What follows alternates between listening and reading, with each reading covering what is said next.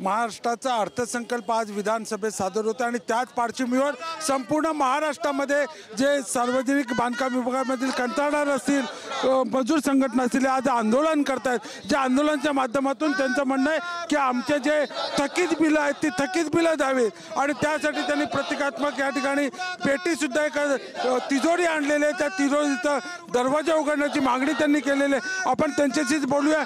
नक्की आज तुम्ही आज या ठिकाणी जी तिजोरी घेऊन आलेली आहे ती तिजोरी उघडण्याची मागणी करताय का? कशासाठी तिजोरी उघडायची तुम्हाला असं वाटतं? गेल्या 2 वर्षापासून म्हणजे आताच हे तिसरा अर्थसंकल्पीय आहे।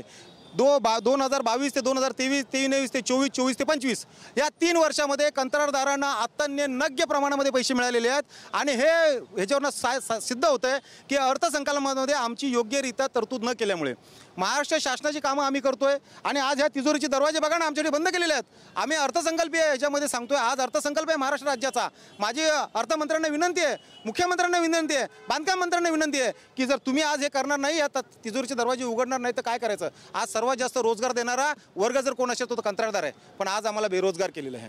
काय करता तुम्ही बेरोजगार आम्हाला? म्हणजे तुम्हाला करायचं काय नक्की? ह्या शासनाची नक्की भूमिका काय आहे?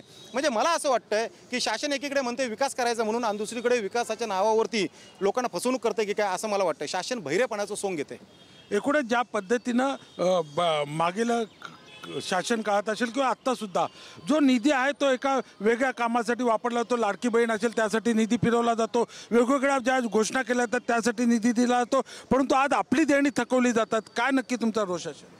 हे सर्वात महत्त्वाचा विषय आहे की शासन एकीकडे बोलतो आमच्याकडे निधी नाही आहे, तर मग लाडक्या बहिणीला देण्यासाठी निधी कुठून येतोय? आता आमची ही पण एक लाडकी बहीणच आहे ना, हिनी पण तिचं निवेदन व्यक्त केलं, तेच तिचं म्हणणं होतं की ती सुद्धा कंत्राटदार आहे, तिच्याकडे निधी नाही आहे। मग तिने काय करायचं? जर ती एखादी महिला जर सक्षम स्वतःच्या पायावरती उभी राहून जर इतर महिलांना रोजगार देऊ शकत असेल तर सरकारने त्या महिलेचं सक्षमीकरण केलं पाहिजे। तिला तुम्ही हे खाली खेचण्याचं काम करू नका। सरकारचं हे सर्वात मोठं काम आहे की महिलांचं सक्षमीकरण करायचं असेल तर त्यांना स्वबळावरती उपलब्ध करा। आज अशा ज्या महिला उभ्या होतात, आमच्या ताया ज्या उभ्या राहतात, त्यांना तुम्ही ही जी काय तुटपुंजी मदत करताय त्याच्यापेक्षा त्यांना रोजगाराच्या माध्यमातून त्यांना उपलब्ध करून द्यायला पाहिजे। आज आमच्या आया बहिणी लाडक्या बहिणी नाही आहेत का? माझी पत्नी असेल, माझी मुलगी असेल, आमच्या आज कंत्राटदार आहेत, इतर आमचे रोजगार करणारे आमचे जे कामगार आहेत त्यांना विचारा ना, ते बिचारे जोडीने नवरा बायको काम करत असतात, त्यांच्याकडे रोजगारासाठी त्यांना निधी आम्ही कुठून द्यायचा? मला सांगा बरं। आज त्यांची अवस्था किती वाईट असेल। म्हणून ह्या तिजोरीला आम्ही सांगतोय शासनाच्या की भये आता तरी दार उघड, दार उघड भये, दार उघड, तिजोरीचं दार उघड। जर आपण पाहिलं ज्या पद्धतीनं संपूर्ण महाराष्ट्रातील कंत्राटदारांमध्ये रोष आहे की त्यांचे थकीत देणी दिली गेलेली आहेत आणि तोच रोष व्यक्त करण्यासाठी एका प्रतिकात्मक तिजोरीचा दरवाजाचा उघडावा, अर्थसंकल्पाच्या माध्यमातून भरघोस अशी निधी द्यावी अशीच मागणी या कंत्राटदारांची आहे। कॅमेरा पर्सन अथर्वसह संजय भोईट, TV9 ठाणे।